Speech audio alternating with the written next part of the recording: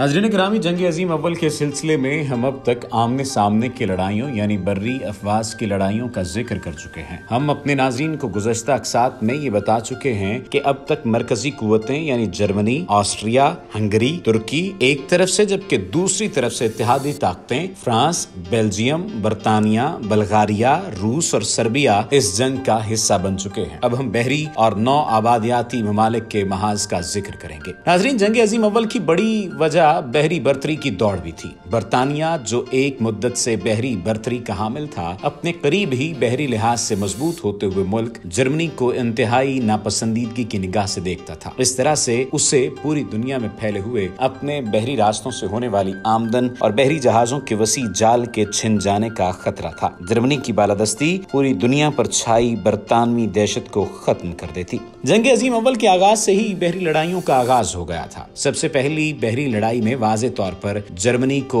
फतह हासिल हुई थी। ये लड़ाई बहरा रूम में हुई थी, जिसमें जर्मन जंगी क्रूजर्स गुइबन और हल्के क्रूजर ब्रेस्लो को बहरा रूम से कुस्तुनतुनिया तक बहिफाजत पहुंचाना था, क्योंकि बरतानवी बहरिया ने जर्मन बहरिया की मुकम्मल तौर पर नाकाबंदी कर रखी थी। दूसरा ये कि ये वही दो बहरी जहाज थे जो सल्तनत उस्मानिया ने जर्मनी से खरीदे थे और इन्हीं के मामले पर तुर्क भी जंग अजीम अव्वल का हिस्सा बने थे। इसके अलावा 28 अगस्त 1914 को बरतानिया के एडमिरल डेविड बेटी ने जर्मन बहरिया को एक बड़ी समंदरी लड़ाई में खींचने का मंसूबा बनाया, जिसके मुताबिक 5 जंगी क्रूजर्स को 25 डिस्ट्रॉयर्स के साथ जर्मनी की बंदरगाह लूली गोलैंड पर हमला करके फौरी वापस भाग आना था। इस लड़ाई में जर्मनी के 3 क्रूजर्स तबाह हुए, जबकि बरतानिया के क्रूजर एरिथोसा को बहुत ज्यादा नुकसान पहुंचा। इस हमले का जवाब जर्मनी ने 22 सितंबर को दिया। इस हमले में बरतानिया के 3 क्रूजर्स गर्क कर दिए गए। इन हमलों के बाद जंग अजीम अव्वल में शरीक कुव्वतों ने अपनी अपनी बंदरगाहों पर तोपें नस्ब कर दी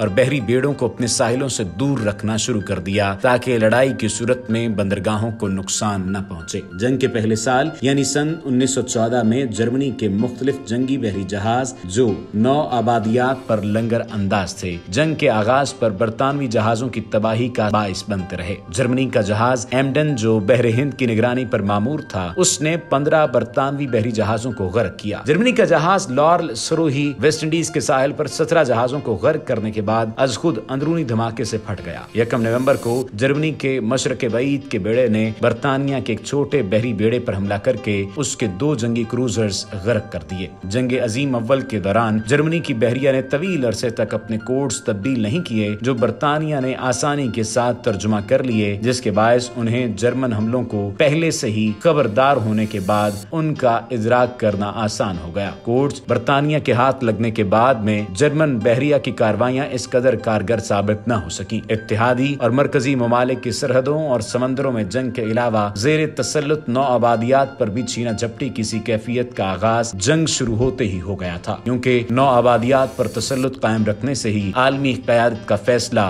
और बर्रे आज़म यूरोप की जंग के बढ़कर पूरी दुनिया में फैल जाने का इन्हिसार था। बर्रे आज़म अफ्रीका में जंग सबसे मुश्किल थी, क्योंकि वहाँ ज़राए नक्लो हमल की कमी, दलदले इलाके, जंगल और दुश्वार गुजरार पथरीले रास्ते के बायस कार्रवाइयों का सिलसिला दरियाओं तक महदूद था। पहली जंग अजीम के आगाज पर जर्मनी की 9 आबादियात काफी वसी हो गई थी। टोगोलैंड, जो कि अब घाना और टोगो में मुनकसिम इलाका है, यहाँ जर्मनी ने एक मजबूत वायरलेस सिस्टम नस्ब कर रखा था और अफ्रीका की दीगर 9 आबादियात से बर्लिन की पैगाम रसानी इसी मकाम से होती थी। 7 अगस्त 1914 को टोगोलैंड पर बरतानिया ने मगरिब और फ्रांस ने मशरिक से हमला कर दिया, जहां 200 जर्मन और 1000 अफ्रीकी फौजियों पर मुश्तमिल छोटे से गिरोह ने थोड़ी सी लड़ाई के बाद हथियार डाल दिए, जिसके बाद 26 अगस्त को इत्तेहादी फौजियों ने जर्मन वायरलेस स्टेशन तबाह करके यहां अपना निजाम कायम कर लिया। इसके अलावा जर्मनी की एक और 9 आबादी कैमरून पर 20 अगस्त को फ्रांस और बेल्जियम की अफवाज ने, जबकि 27 अगस्त को बरतानवी अफवाज ने हमला किया। इन्हें इब्तदाई तौर पर तो कामयाबी हासिल हुई, तहम जर्मन और अफ्रीकी अफवाज के जवाबी हमले ने इन्हें पसपा होने पर मजबूर कर दिया। इसी तरह 27 सितंबर को फ्रांस और बरतानिया ने दवाला के मकाम पर मुश्तरका बहरी कार्रवाई की। इन अफवाज को खातिर खा कामयाबी मिली और वो 35 मील तक अंदर घुस गयी। 26 अक्टूबर को